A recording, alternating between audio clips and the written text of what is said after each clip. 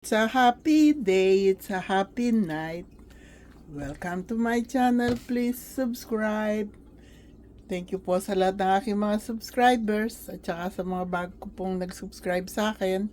Tayo po ay magagawa ng kalamay na ube. Meron po tayong dalawang gata, isang ube, condensed milk. Meron din pong ube powder.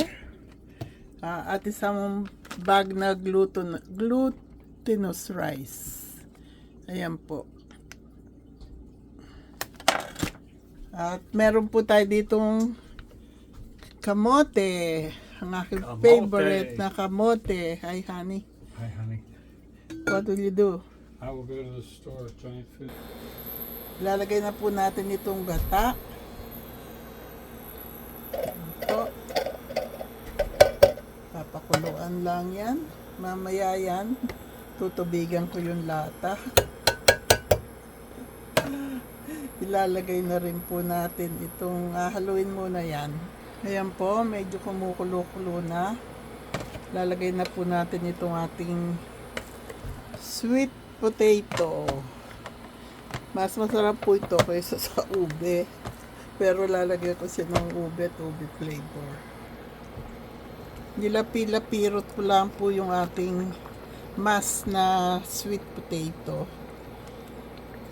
This is sweet potato, mashed sweet potato. I add it with the 2 cans of coconut milk.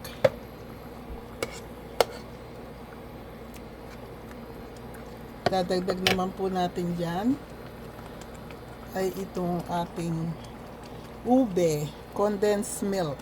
Ayan po. Mamaya sisimutin ko lahat yung mga latang yan. Sayang eh. Dadalhin ko po ito sa aming caroling ng aming Mayon Global Foundation Inc. Hahaluin ko lang po. Kumukulo na po siya. Unti-unti natin ilagay itong ating glutinous rice, yung giniling po na malagkit. We will add the glutinous rice slowly kasi ayaw po natin siya magbuo-buo. Haluin ko lang po muna. After I incorporate the whole bag of glutinous rice, this is how it looks like.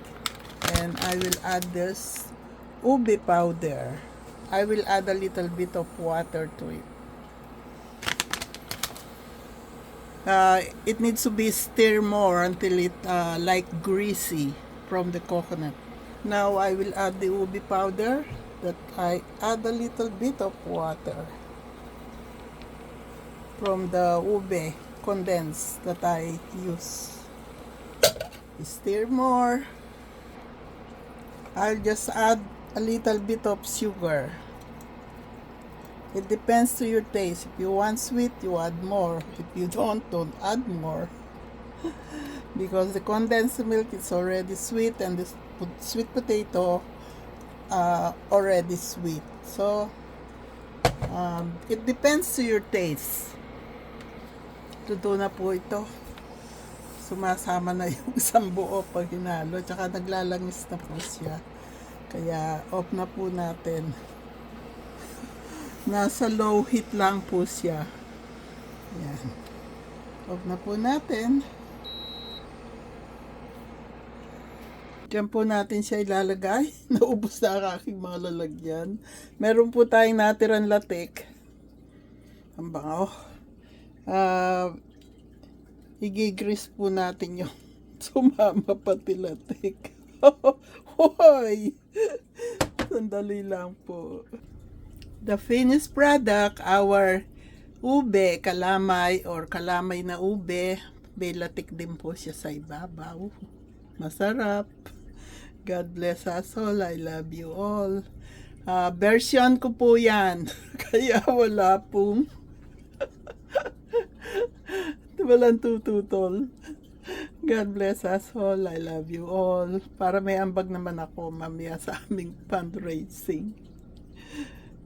Thank you, thank you. You're so very kind to us. Thank you. Happy day, happy night, happy life, happy, peaceful, healthy, and blessed world to all. I love you all.